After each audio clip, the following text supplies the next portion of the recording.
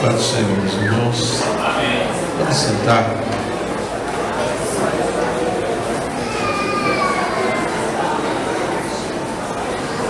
Eu estou muito feliz de estar aqui com os irmãos e me parece que eu vou ter que falar um pouquinho só, para poder demorar. Nós não temos mais muito tempo, mas hoje é dia das mães e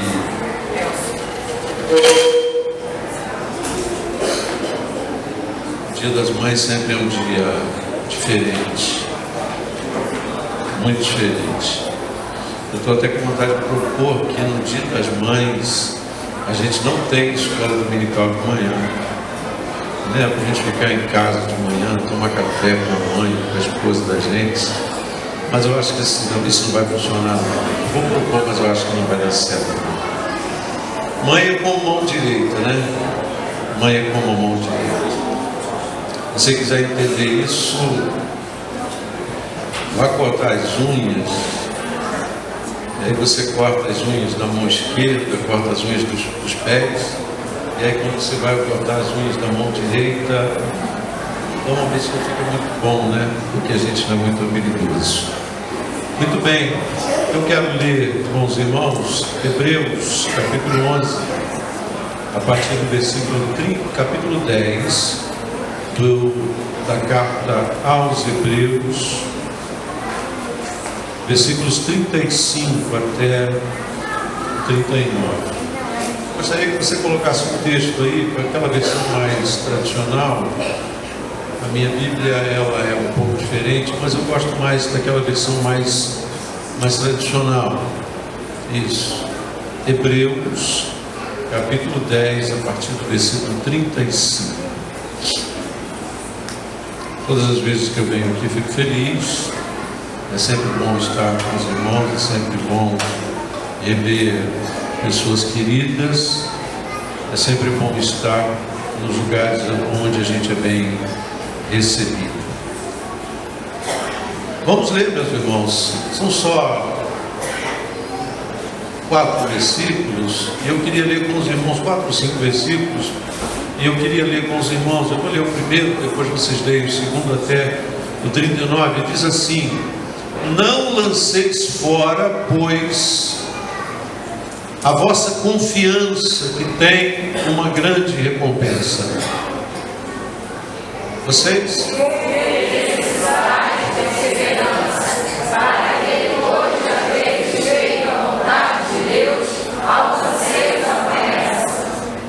Pois ainda em bem pouco tempo, aquele que há de vir virá, e não tardará. Mas Deus justo viverá da fé, e se ele recuar, a minha alma não tem prazer nele. Vamos todos juntos no 39? Nós, porém, não somos daqueles que recuam para a perdição, mas daqueles que creem para a conservação da alma. Esse texto está caminhando comigo já há uns dias. E outro dia eu fui chamado para falar numa turma de 25 anos de concurso. Pessoas que depois de 25 anos de concursadas no Ministério Público estavam cultuando, adorando a Deus por terem conseguido caminhar 25 anos no mesmo lugar, numa mesma tarefa. E essa palavra me veio ao coração. Se você puder, coloque aí, por favor, Abacuque, capítulo 2, versículo 4. E quando nós comentamos, não temos muito tempo e não vamos falar muito tempo, não podemos. Essa palavra, o justo viverá da fé, ela tem origem no livro do profeta Abacuque, capítulo 2, versículo 4, essa primeira referência: eis o soberbo, a sua alma não é reta nele, é uma referência a Nabucodonosor, rei de Babilônia, rei dos caldeus, que está para invadir Judá, mas a parte final é que nos interessa, e ele repete o que está em Hebreus, o Hebreus repete o que está em Abacuque: o justo pela sua fé viverá. Deixa eu perguntar para a gente continuar. Quem tem fé aqui? Fé. Agora deixa eu te perguntar, você sabe o que é fé? Você sabe o que é fé? Significa essa palavra tão pequenininha, tão falada, tão usada, tão repetida, tão pregada, tão ensinada. Sabe o que significa fé na Bíblia? Porque às vezes a gente tem a impressão que fé é uma moeda de troca. Eu tenho fé, eu tenho cura. Eu tenho fé, eu sou abençoado. Eu tenho fé, eu tenho prosperidade. Eu tenho fé, eu consigo coisas. Mas eu devo te dizer que fé na Bíblia não é isso. Fé na Bíblia pode se traduzir por fidelidade. Justo viverá pela sua fé. E já que eu falei em Abacuque, deixa rapidamente eu contar essa história, porque eu gosto dela. Abacuque é um profeta diferente de todos os demais profetas, um dos profetas menores. E Abacuque profetiza num tempo em que há muita corrupção na sua Judá, na sua Jerusalém. Ele profetiza num tempo onde há violência, onde há idolatria, onde parece que tudo está caminhando em desacordo com a palavra de Deus. E Abacuque se incomoda e ele vai até o Senhor. E ele diz: Senhor, até quando eu vou clamar e o Senhor não vai responder? Até quando eu vou denunciar e o Senhor não vai tomar nenhuma providência? De vez em quando eu escuto isso na igreja, na casa de Deus, porque os pastores estão aí para cuidar do rebanho, e de vez em quando alguém comete um erro, ou se suspeita que alguém cometeu um erro, e aí chamam o pastor e aí dizem assim: pastor, até quando o senhor vai esperar para tomar uma providência? Só que Abacuque não está falando isso com o pastor, não está falando isso com os sacerdotes. Abacuque está falando isso com Deus, em oração.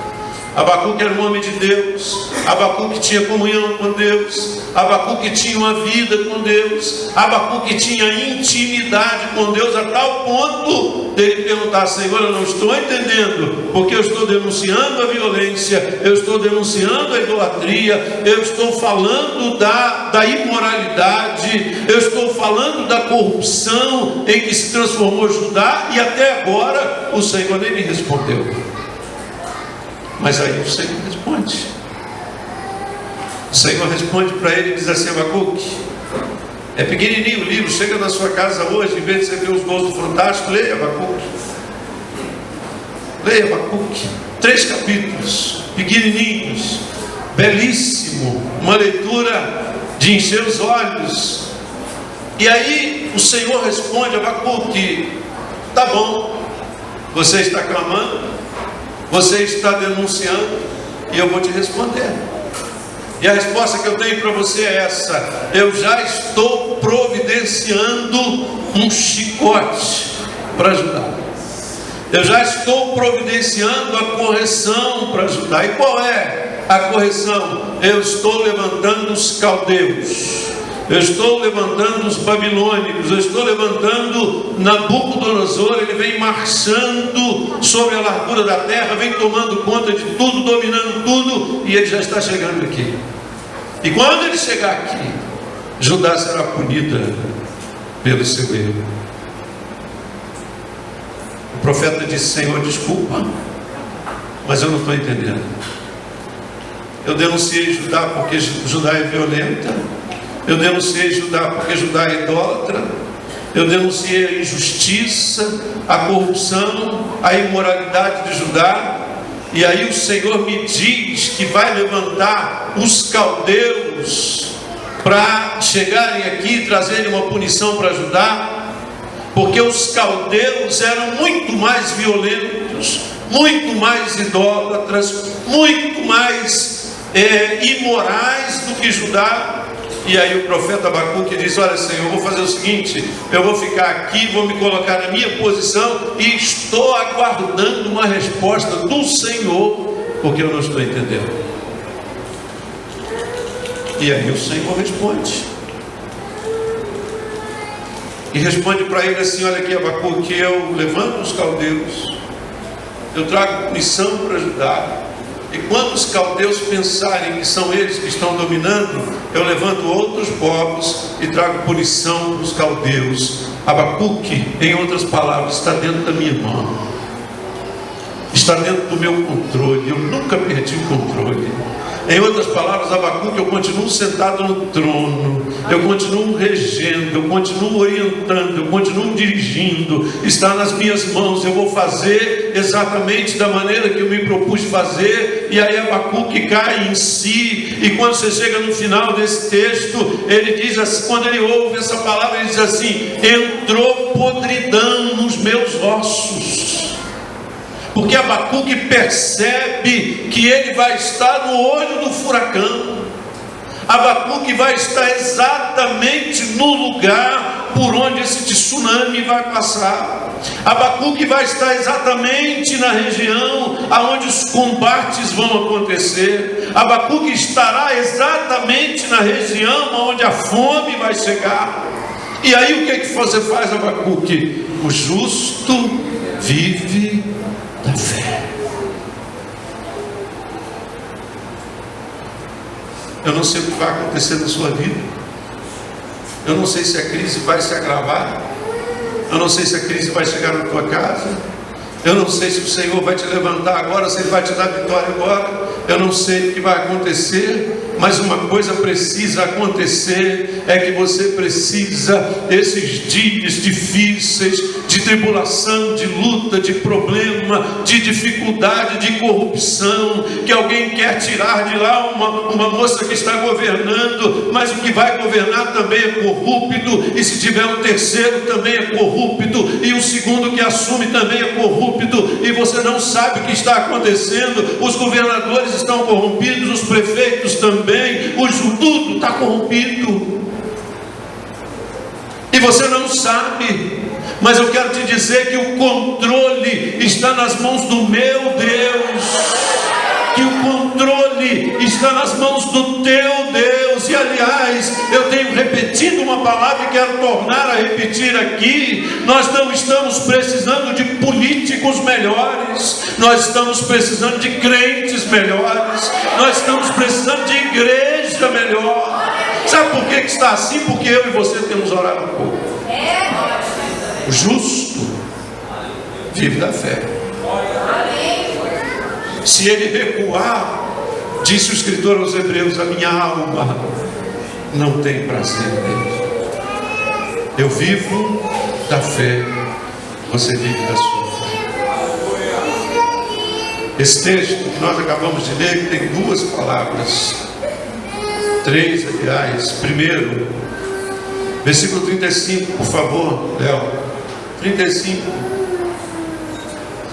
é só sobre isso que nós vamos falar e já vamos terminar. Hebreus capítulo 10, versículo 35. Vai acabar chegando. Hebreus capítulo 10, versículo 35, está aberto aqui na minha Bíblia, versículo 35. Não abandoneis, olha, não lanceis fora, pois a vossa confiança. Deixa eu te perguntar, você continua confiando? O problema chegou na sua vida, você continua confiando? A crise se abateu sobre a sua casa, você continua confiando? Continua confiando. E confiar não tem a ver com Deus fazer da maneira que eu quero que Ele faça.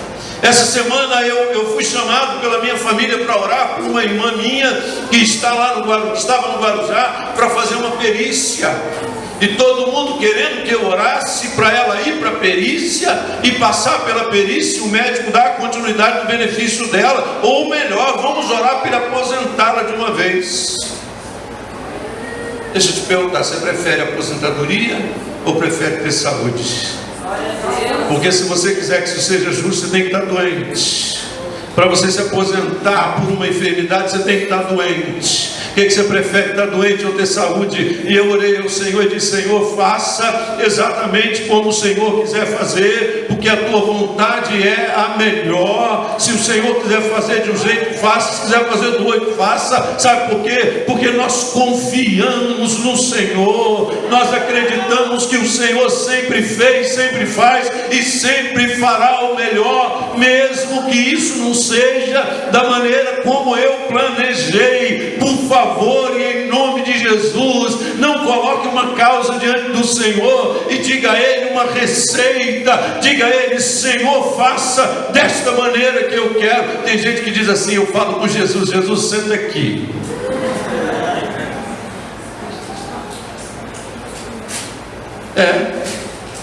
Tua cadeira, Jesus, senta aqui. E aí eu digo para o Senhor: quero isso, isso, isso e isso. Esquece esse negócio. Nós só servimos ao Deus Todo-Poderoso. Ele é Deus. Numa teologia dessa, Deus não é Deus. Numa teologia dessa, Ele poder não estar nas mãos dele. Há uma canção que nós cantamos aí de vez em quando, já faz tempo que não cantamos, que as nossas músicas estão passando, mas tem uma moça que canta uma música que ela diz: cada vez que eu clamar, cada vez que eu pedir alguma coisa assim, uma palavra, Deus vai liberar. Não, não, não, não. Numa teologia dessa, Deus não tem chance. Numa teologia dessa, não é Deus, Deus não é Deus. Pois eu quero te dizer que toda vez que eu clamo, Ele responde da maneira que Ele quer, do jeito que Ele quer. Ele me leva para onde Ele quiser, Ele faz na minha vida aquilo que Ele quiser, e eu confio no agir de Deus, e aquilo que Ele fizer será o melhor para a minha vida. O melhor. Eu preciso confiar nele. Confiança. Mas aí o versículo seguinte, que é o 36, ele diz que nós devemos ter perseverança. E há outras traduções que dizem paciência. Eu gosto muito de uma frase que mandaram uma vez para o meu e-mail, no tempo que a gente usava e-mail, já ficou velho, já ficou antigo, e eu acho que já citei essa frase aqui, mas eu gosto de repeti-la porque ela é engraçada. Disse assim: isso é a oração do subordinado, a oração do empregado. Senhor, dá-me paciência para aguentar o meu chefe. Paciência, Senhor, e não força, porque se o Senhor me der força, eu bato nele.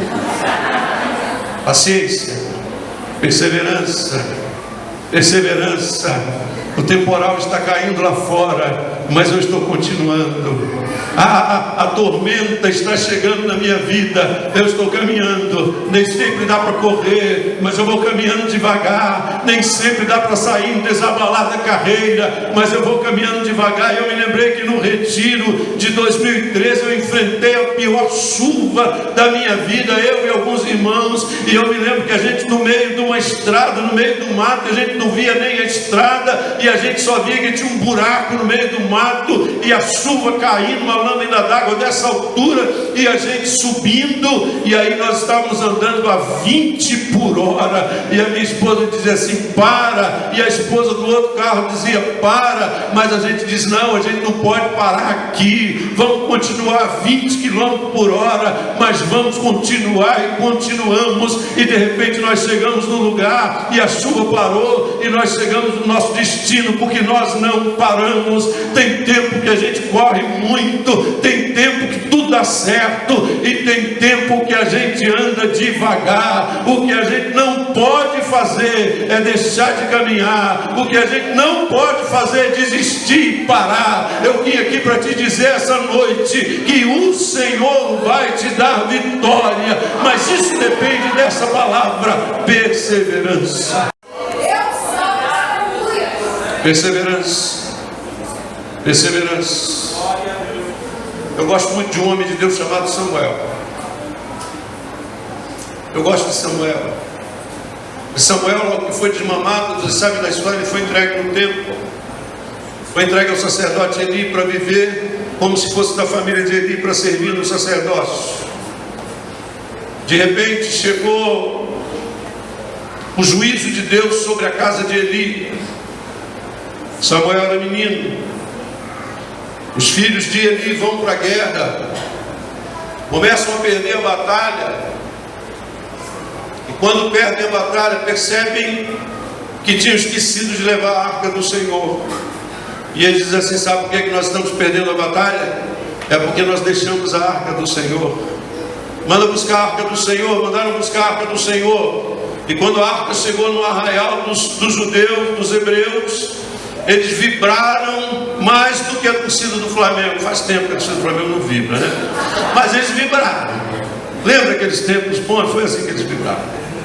E aí os filisteus que estavam do outro lado ficaram preocupados, mas disseram: olha, alguma coisa aconteceu lá, mas nós vamos continuar lutando aqui. E no final das contas eles são derrotados. A arca do Senhor é tomada, os 2 filhos de Eli morrem, e aí vem um mensageiro esfarrapado, chega no sacerdote Eli, que já está muito velho, muito gordo, é o que a Bíblia diz, e conta para ele: meu filho, o que aconteceu na batalha? Ele disse: olha, os teus 2 filhos morreram, e a arca do Senhor foi tomada. Ao lado dele estava a sua nora, mulher de Finéias, que estava grávida, perto de dar à luz. E aí, quando o mensageiro dá essa notícia, diz que o sacerdote caiu da cadeira, quebrou o pescoço, morreu, e a sua nora precipitou o parto, deu à luz e também morreu. E aí nasceu uma criança, e colocaram na criança o nome mais feio que tem nas Escrituras Sagradas: Icabô. Icabô. E o que quer dizer Icabô? Foi-se a glória de Israel.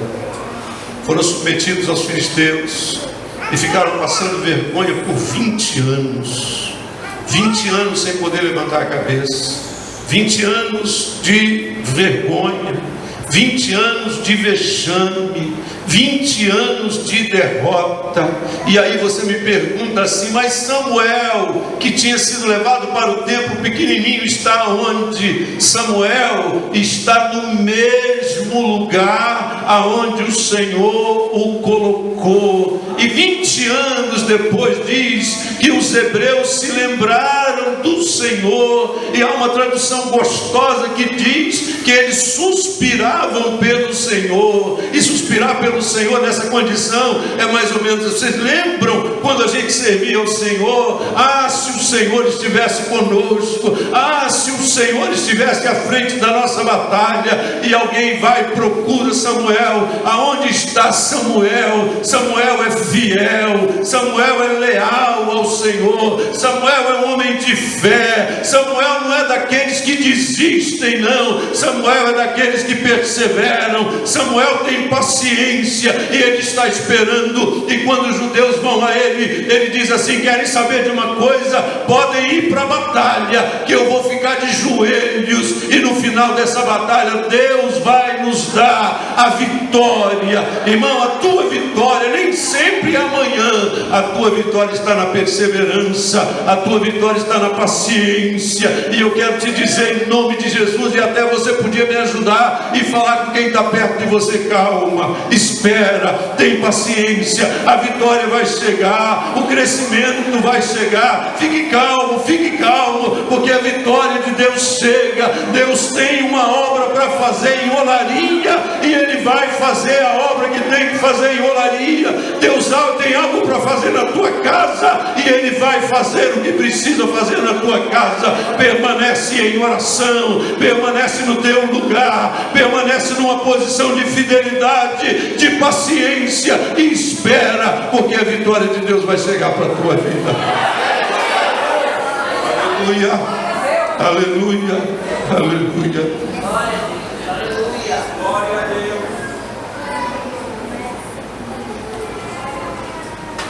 Louvado seja Deus. Aleluia. Às vezes a gente fica preocupado.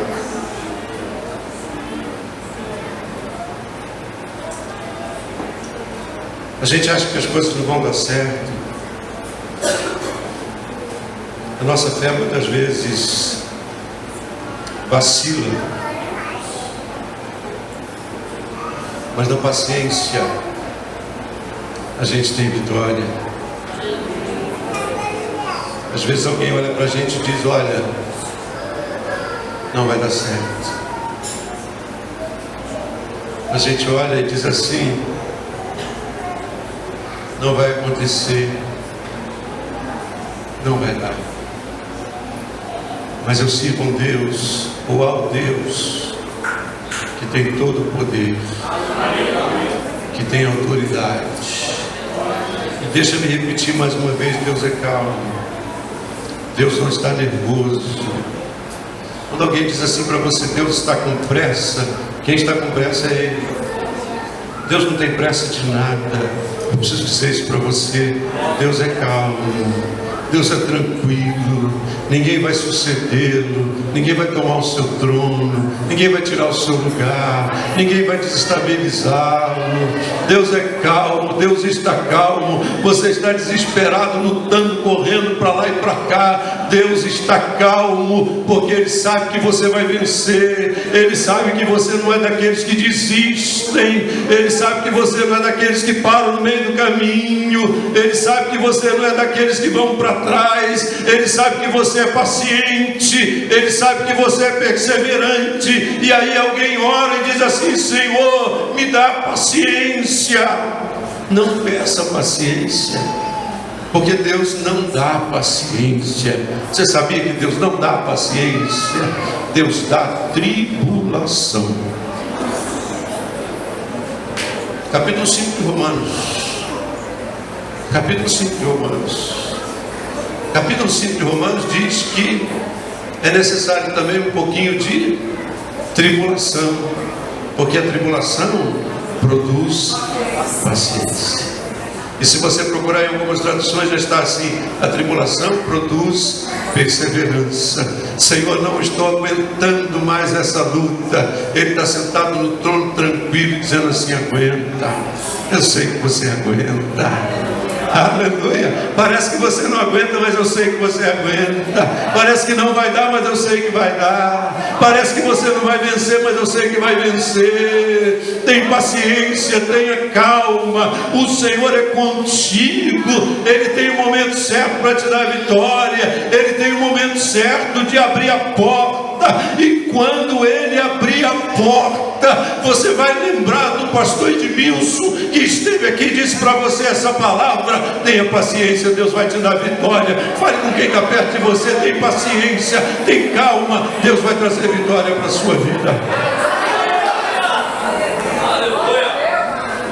E a fé, engraçado, você sabe quem são?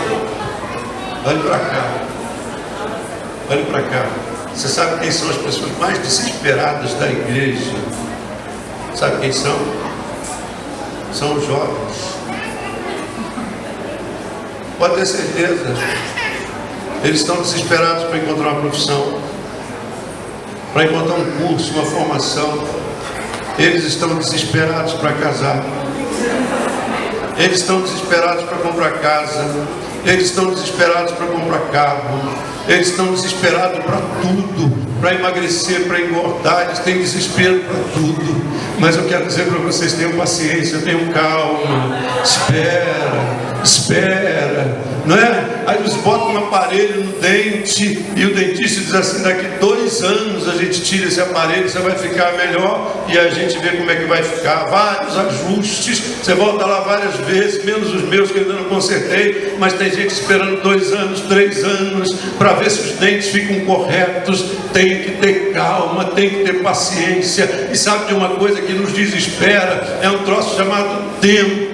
O apóstolo Pedro diz assim: humilhai-vos, pois, vocês debaixo da potente mão de Deus, para que no tempo dele ele vos exalte. Pedro, que não era psicólogo nem psiquiatra, ele sabia que essa palavra tempo causa em nós desespero e ansiedade, e quando ele termina de dizer isso, ele diz assim: mas façam assim, lançando sobre ele toda a vossa ansiedade, porque ele tem cuidado de vós. Paciência. A oração é interessante demais. Começa uma campanha de oração, mas eu gostaria assim que no primeiro dia da campanha o telefone tocasse.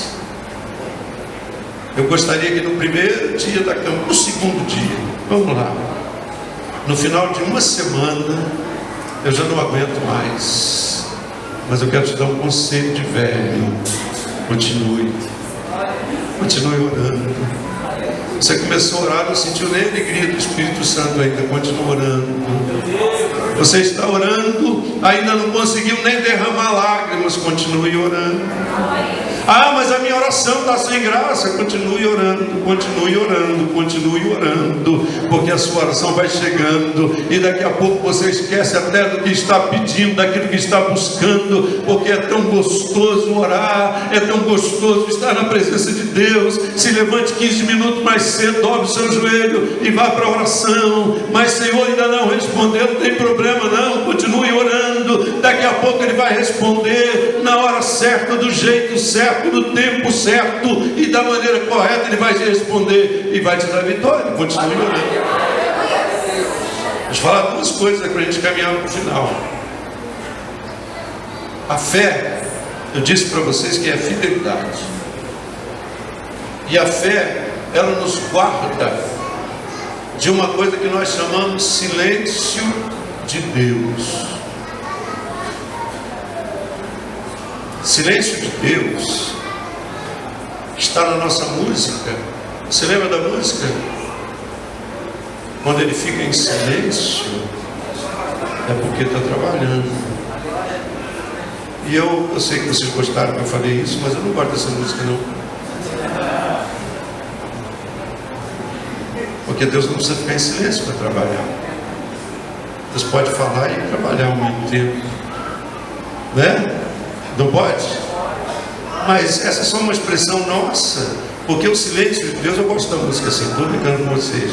O silêncio de Deus não tem a ver com Deus estar calado. O silêncio de Deus tem a ver com o meu desespero, tem a ver com a minha pressa, tem a ver com a minha inquietação. Mas Paulo disse aos irmãos de Filipe: não estejais inquietos a respeito de coisa alguma. Está acontecendo alguma coisa na sua casa, tudo que está acontecendo seja conhecido diante de Deus pela oração e pela súplica. Vá para o joelho, vá orar, vai buscar a Deus. Eu queria dizer para os meninos da igreja, os jovens da igreja, que orar é maravilhoso. Orar é melhor do que cantar, orar é melhor do que namorar, orar é melhor do que tudo que você anda esperando. Vá para o joelho, aprenda a orar, tire 5 minutos de oração amanhã de manhã.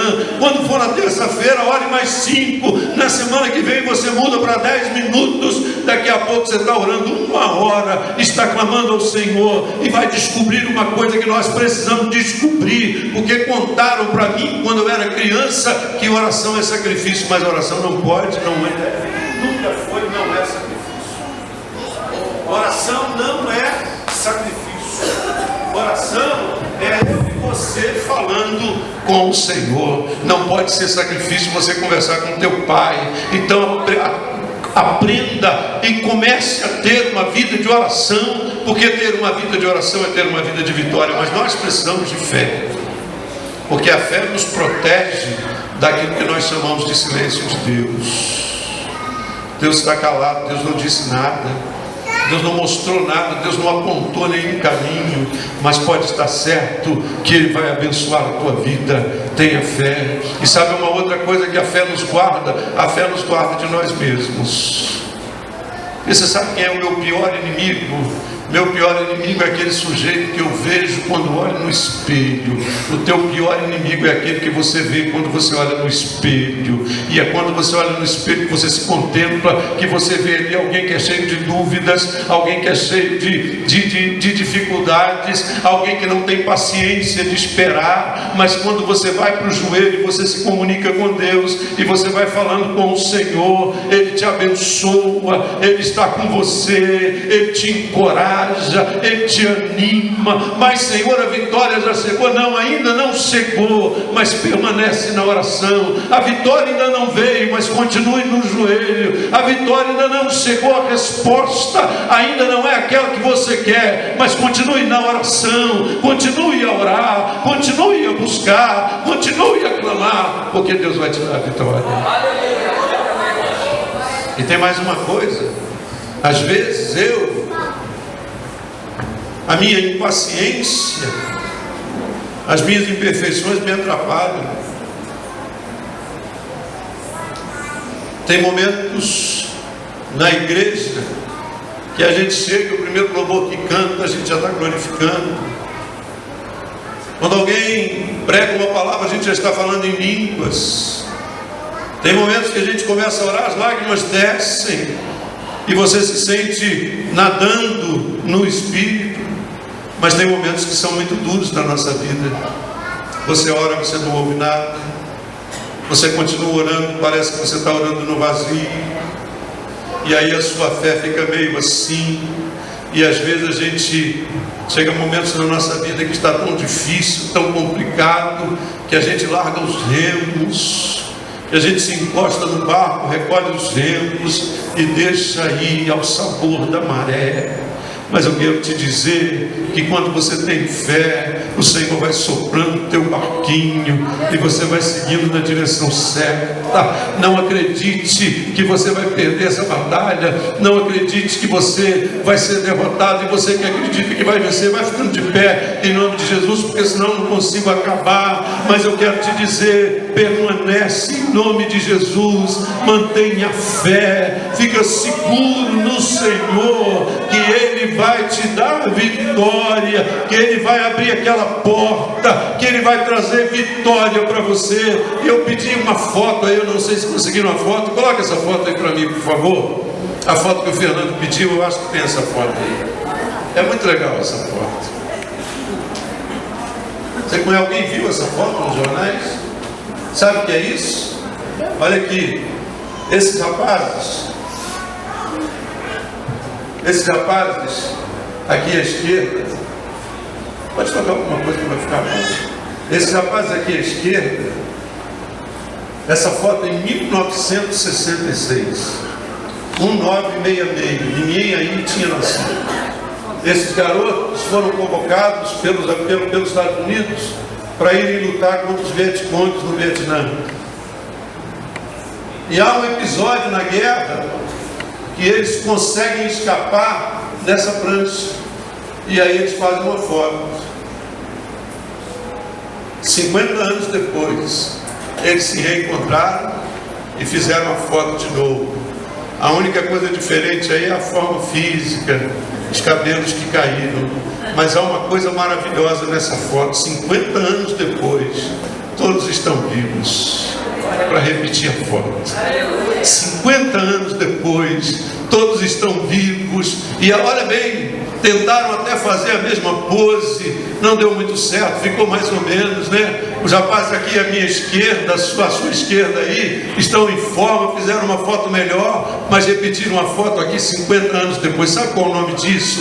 É prosperidade. Você passou luta, mas não morreu. Atiraram em você, mas você não morreu. O inimigo te atacou, mas você não morreu. Os problemas vieram, mas você não morreu. Te acusaram injustamente, mas você não morreu. Disseram que você não era crente, mas você permaneceu de pé. E tem momentos na vida que nós não temos nem graça para dizer nada. Sabe de uma coisa? Tem momentos na igreja que a gente fica só porque a gente não tem jeito de sair. Eu vou sair agora, vamos dizer, de mim, já estou tanto tempo aqui na igreja. já sou obreiro, já falei tanto em língua, já profetizei aqui. Sabe que eu não vou embora? Porque eu não sei o que o presbítero Hélio vai dizer quando eu sair. Qual vai ser a reação da igreja quando eu sair? Depois de tanto tempo. E aí você fica aí ao sabor das ondas, ao sabor das marés. Mas tem um dia que o Espírito Santo te toca. E aí a tua fé é renovada, renovada. E se precisar caminhar mais 50 anos, você caminha. Sabe de uma coisa? Quando eu me converti a Cristo, com 17 anos, estou com 55. Mas tem momentos na minha vida que eu sou tão tocado pelo Espírito Santo, e se depender de caminhar mais 50 e fazer 105, e se com 105 eu puder falar, eu vou testemunhar da fidelidade do meu Deus, eu vou testemunhar da grandeza do meu Deus, eu vou testemunhar do Senhor e o quanto Ele é maravilhoso. E sabe de uma coisa, irmão? Não espere recompensas humanas. Pastor erra demais, pastor não reconhece. Você trabalha, pastor não reconhece, nem sempre. Às vezes reconhece quem trabalhou menos do que você. Mas eu tenho Deus que reconhece tudo que eu falo. O seu galardão está com Ele, e Ele vai dar naquele dia. Pastor Ednei Kivitz, eu aconselho você a ouvi-lo no YouTube. Ele contou uma história linda. Eu vou encerrar com essa história e depois nós vamos orar. Diz que 2 missionários ingleses foram levados para um país distante, difícil, um país longínquo, e ficaram lá como missionários, um casal, durante 50 anos. 50 anos depois, a igreja mandou trazer esse casal de volta. Colocou-os num navio, na 2ª classe, e aí eles estão voltando, a viagem longa de navio, e o missionário está conversando com a missionária e diz assim: minha velha, imagina como é que esse povo vai nos receber hoje quando a gente chegar. 50 anos, 5 malárias, quantas doenças a gente pegou, quantas situações nós vencemos em 50 anos. Eu acho que vai ter uma festa, vai ter uma banda de música quando a gente chegar. Mas eles estavam na 2ª classe, e quando eles estão chegando perto do porto, tem bandeiras sendo agitadas, tem banda de música, tem um alarido grande. E ele disse: olha aí, a festa que prepararam para receber a gente. Mas eles estavam na 2ª classe, e quando eles desceram, a festa tinha acabado. Acho que foi um grupo de rock que chegou na frente, jogadores de futebol, depois de serem campeões. E quando eles desceram, eles só viram sujeira, não tinha ninguém para recebê-los, e eles foram para casa. E o missionário ficou bravo, Cláudia.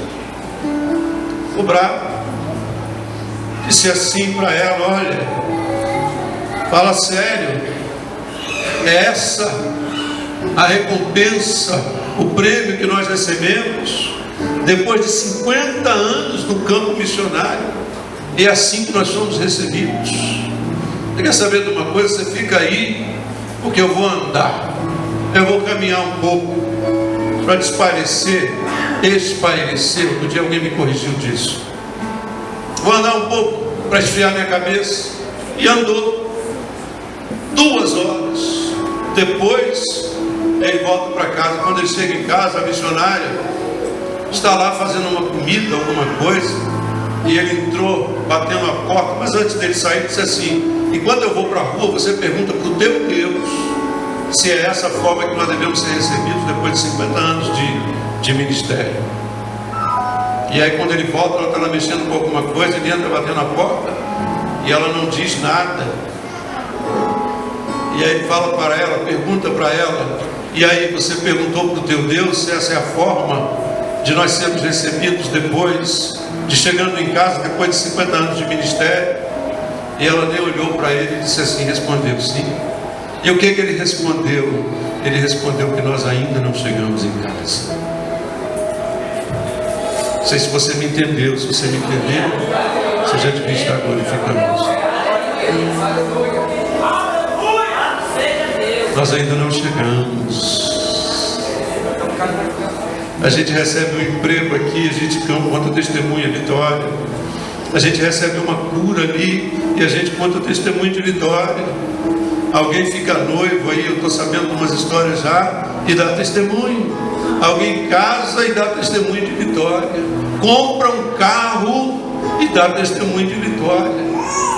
Mas a vitória final ainda está chegando. E ela não é para se comparar a absolutamente nada daquilo que a gente já viveu aqui. Ela não é para se comparar com estas coisas pequenas. Então, em nome de Jesus, permanece no teu lugar. Em nome de Jesus, mantenha a tua fé. Olhe para cima. Olhe para o Senhor. Olhe para aquele que é o autor e consumador da tua fé. Na hora que Ele quiser abrir a porta, Ele vai abrir. Na hora que Ele quiser curar, Ele vai curar. Se Ele curar, Ele é Deus. Se Ele não curar, Ele é Deus. Se Ele abrir a porta, Ele é Deus. Se Ele não abrir a porta, Ele é Deus do mesmo jeito.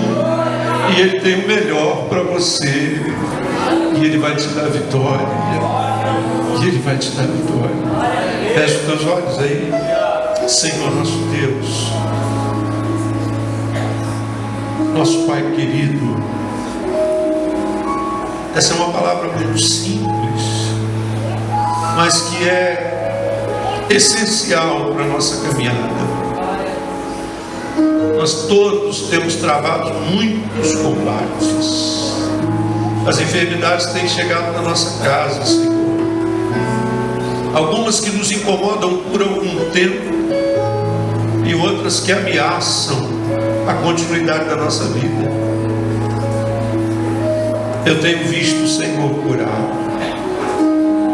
Eu tenho visto o Senhor fazer milagres extraordinários. E eu creio que o Senhor continua fazendo. Oh Deus, eu tenho orado por algumas pessoas todos os dias, meu Pai. Eu tenho orado por Ana Paula todos os dias. E às vezes eu penso que o Senhor já não aguenta mais me ouvir. Mas eu acho que eu vou continuar orando. Eu tenho orado, Senhor, e os teus filhos têm orado por muita gente. Há muita gente clamando por famílias. Sinceramente, Senhor, às vezes a gente pensa que o Senhor não está ouvindo. Às vezes a gente pensa que o Senhor não quer nem saber daquilo que a gente está falando. E o nosso coração se enche de desespero, de inquietação, de desânimo. E às vezes a gente tem vontade de parar com tudo, e às vezes até a gente para. Mas, Senhor, depois de caminhar um tempo contigo, a gente descobre que o Senhor é fiel. A gente descobre que o Senhor não falha nos teus compromissos, que o Senhor não falha nas tuas promessas.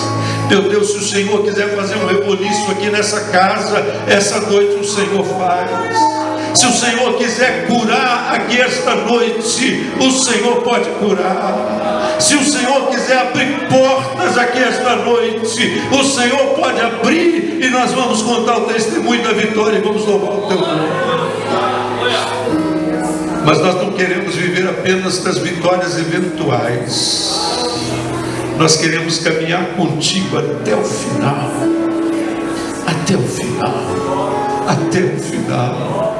Nós não sabemos quando é o final, mas nós queremos ir até o final. Nós queremos cruzar a linha de chegada, não importa se em primeiro ou se em último lugar, mas nós não queremos parar no meio da caminhada. Senhor, fortalece a nossa fé esta noite, nos enche de paciência, nos enche de fé, nos enche de confiança. Senhor, estabelece conosco o teu pacto, ou nós estabelecemos contigo o nosso pacto de confiança e de fé, e vamos continuar, Senhor. Oh Senhor, só porque tu és bom, misericordioso, manifesta em nós a tua presença, Senhor. Fala conosco. Por causa da nossa ansiedade, Senhor, mostra-nos a tua presença. Diz que tu estás conosco, porque nós queremos continuar caminhando, Senhor, de vitória em vitória, de luta em luta, mas no final nós queremos cantar o hino da vitória.